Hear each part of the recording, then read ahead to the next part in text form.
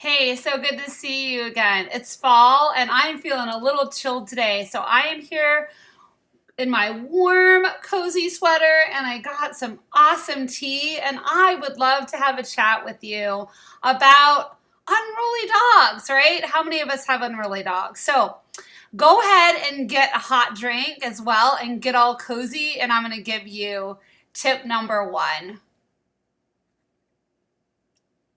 So, the first tip on how to get your unruly dog to listen is to focus on helping your dog be successful.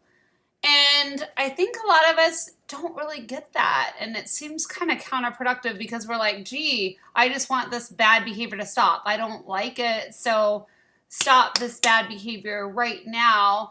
And then we try to train in the moment of the behavior that we don't like. While a dog is chewing on something, we're trying to do the training. While the dog is jumping on someone, we're trying to train them not to jump. When the dog is running away from us and highly distracted, we're trying to train our dogs to calm. When our dogs are pulling on the leash really intensely, we're trying to train them to walk loosely on the leash. Guess what, guys? I'm going to let you in on a really, really crucial secret. You can't train in the moment of a super bad behavior. The dog is too stressed out and isn't really focusing on you.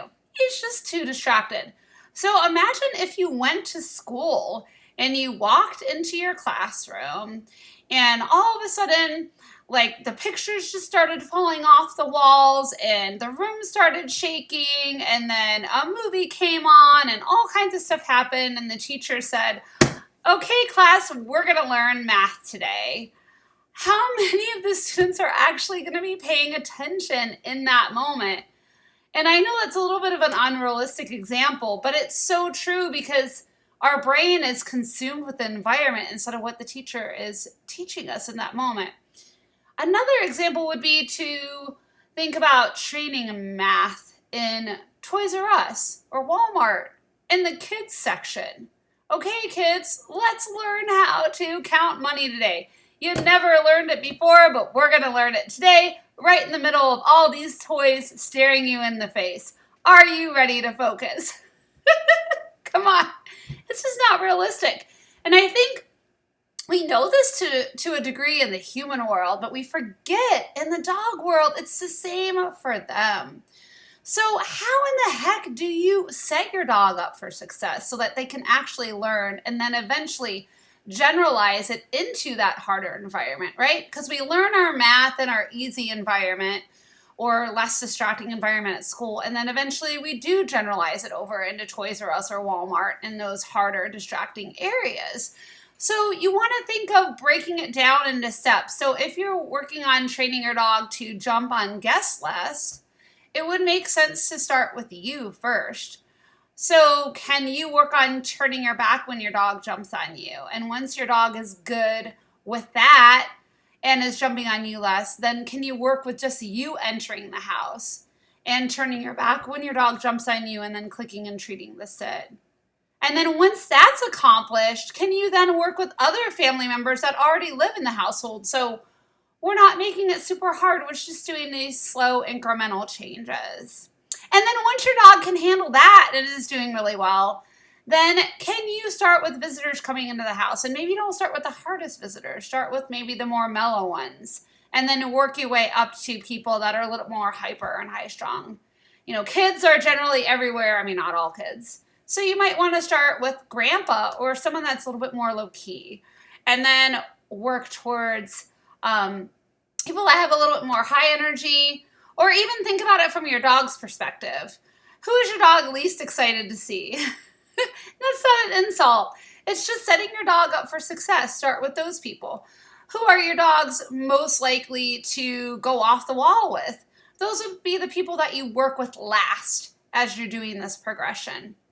So hopefully that helps you. You would do the same thing with come. Start with come in the house with no distractions. Work with come out of sight in the house with no distractions. Start working with come in the house with distractions. Then start working outside in your yard that's fenced in or a fenced in location with very low distractions, no other dogs or people around.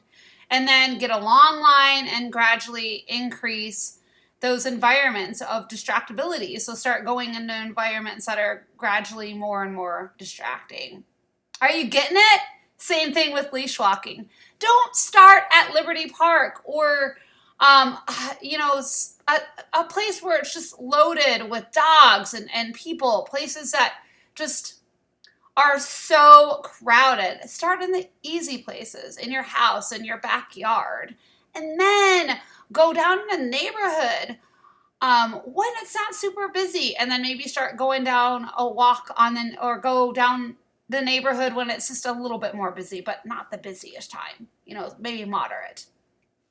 And then start walking in your neighborhood around busier times, and then start progressing to dog parks that maybe don't have a lot of dogs or people around, certain times a day that you can go there that don't have that, and then progress to times a day that have a little bit more people, and then progress to a really high distracting environment in the park.